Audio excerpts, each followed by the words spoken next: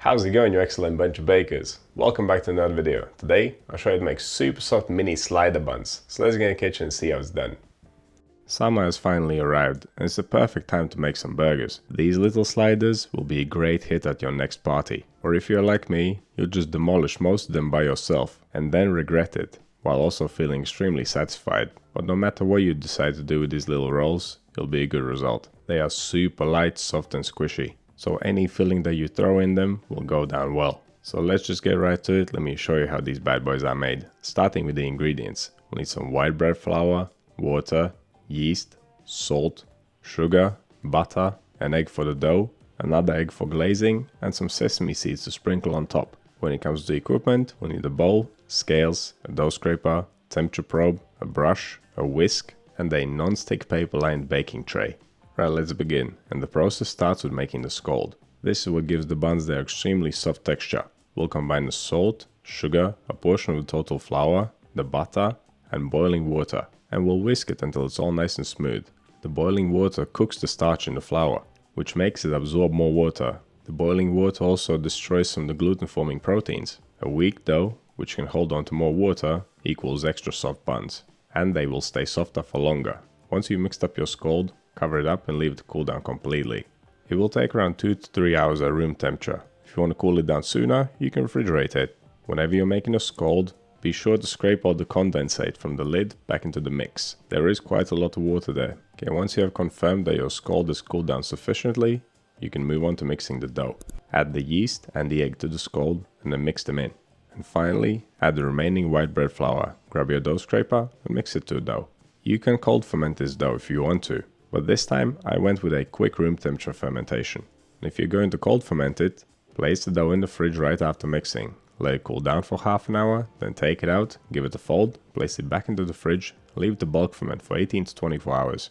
And then on the next day, continue as per recipe. Divide it, shape it, proof it, bake it. Cold fermentation improves the flavor and it makes the dough easier to handle.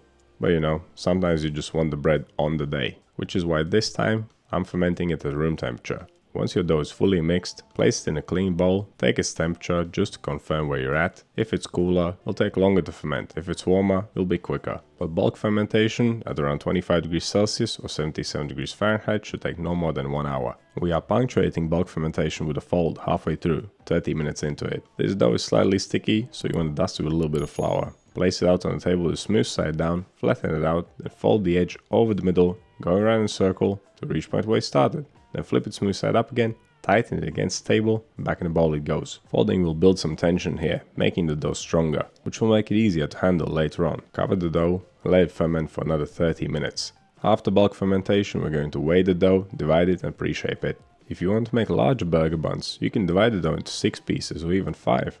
Or you could make them even smaller, and divide the dough into 15 pieces perhaps.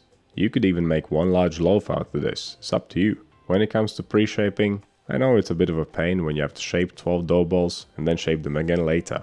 The main reason for pre-shaping is to ensure that all the burger buns at the end are nice and uniform, nice and smooth. See, right now, some of the dough pieces are made up of several little pieces, and after shaping them just for the first time, they might not be completely smooth. Pre-shaping will hide most of the imperfections, and it's a pretty simple step. It works exactly the same as the fold did earlier.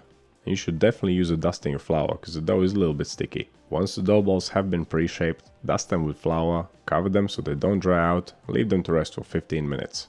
During this time the dough will relax and become easier to shape.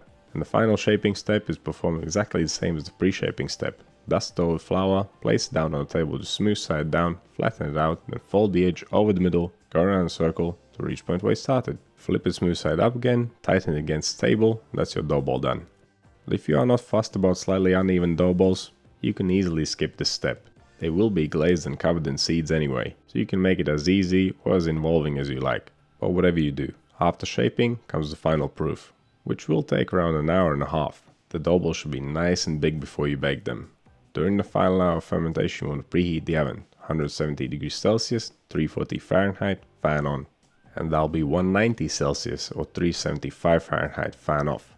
These things have puffed up beautifully. There are only a couple of things left to do. We need to glaze them, sprinkle them with seeds, and then we can bake them. Whenever I try to stick something to bread dough, I first sprinkle it on and I gently press it in using my hand.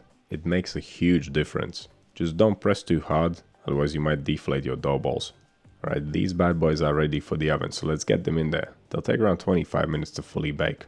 And once they're all puffed up and beautifully golden brown all over, they're ready.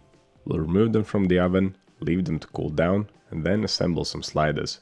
Now because the dough balls puffed up as they were fermenting and baking, they're now stuck together because they're touching each other, which makes it really easy to slice this batch in half and remove the top for easy assembly. But there is one disadvantage. Because they are stuck together, they won't make a very good tear and share bread. Yes, you will be able to tear them off one by one, but depending on the filling, you might end up making a mess. But there is a solution. If you want your buns to tear off very easily, you can brush some butter in between them. Do this once you have placed them in the tray, right after final shaping. And of course there is a disadvantage to that method also. If they're going to separate more easily, you'll have a more difficult time removing the top part in one piece. So there are advantages and disadvantages to both methods. You just have to choose which one you want to go with. I prefer the easy assembly. The filling does play a big role. Minced beef and cheese, they're pretty loose. They'll be easier to tear off. And if you are interested, I have added the recipe for the beef in the written instructions. But let's just talk about the assembly real quick. I sliced off the top, removed it.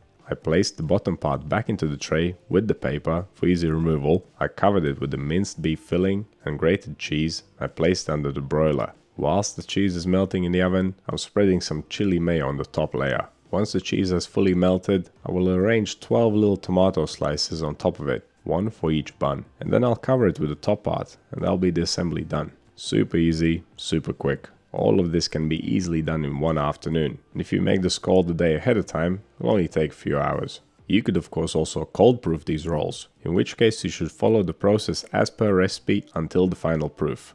After shaping, cover the dough balls and place them in the fridge. Leave them in there for 18 to 24 hours or so.